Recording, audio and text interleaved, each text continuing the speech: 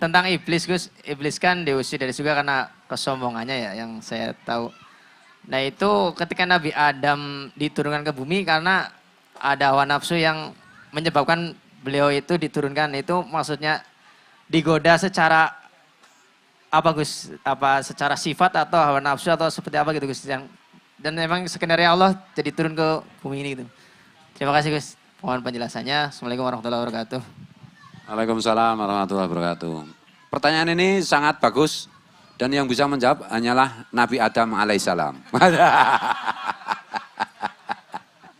Jadi itu kan takwilnya itu kan panjang gitu ya. Nanti dengan apa gitu pendekatan saintifik apa yang dimaksud. Tapi itu secara umum itu kan sebuah metafor gitu ya, sebuah perumpamaan bagaimana mengenai peperangan antara siang dan malam, antara kebaikan dan keburukan, antara kerendah hatian, ketawaduan dengan ketakaburan, dan seterusnya gitu.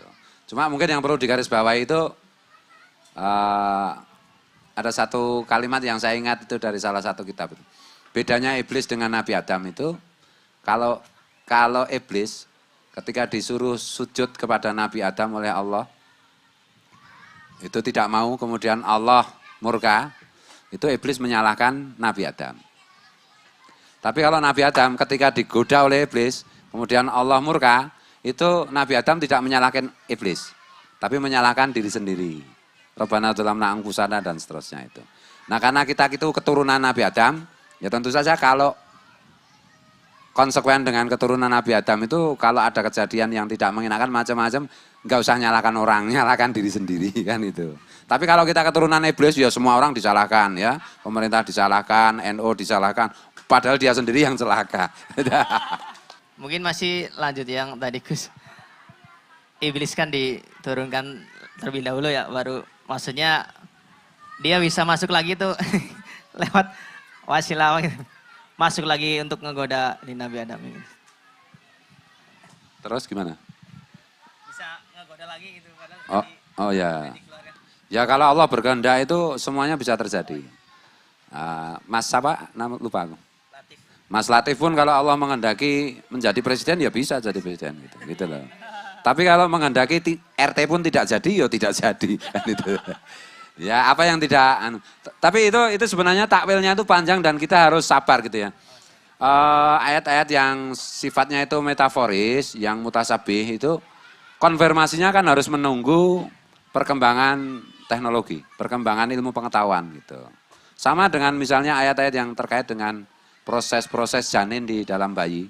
Itu kan terkonfirmasi ketika kedokteran kebidanan, kedokteran itu bangsa reproduksi itu maju, baru terbukti bahwa yang difirmankan Allah itu memang pas dengan realitas yang ada gitu. Begitu juga sama dengan sekarang itu kan ada sekte juga, banyak sekte termasuk sekte kiamat gitu ya. Jadi dikira Rasulullah kan di dalam salah satu hadis mengatakan usia dunia ini kan 1500 tahun kan. Padahal 1500 tahun itu yang dimaksud Rasulullah bukan kok 1500 tahun beneran. 1000 itu dalam bahasa Arab itu bisa artinya tak terhitung. Gitu loh. Dan itu kan pertanyaan yang sebenarnya pertanyaan yang konyol kan itu. Ada orang bertanya pada Rasulullah, mata sangah kapan kiamat? Ya Rasulullah bingung juga jawabnya, gimana ini? Jadi waktu itu kan belum ada teknologi macam-macam. Jadi Rasulullah ya 1500, ya, kira-kira begitu. Nah ini tentu saja takwilnya itu menunggu konfirmasi hasil apa itu iptek gitu loh. Jadi kita harus sabar.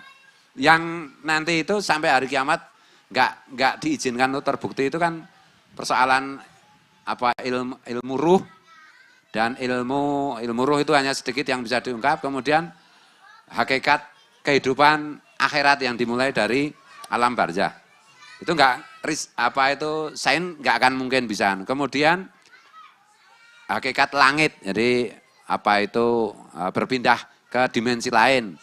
Dalam pengertian itu memang Allah sudah berfirman itu nggak akan diizinkan untuk dibuktikan. Tapi yang lain-lain itu semua akan terbukti. Gitu Mas.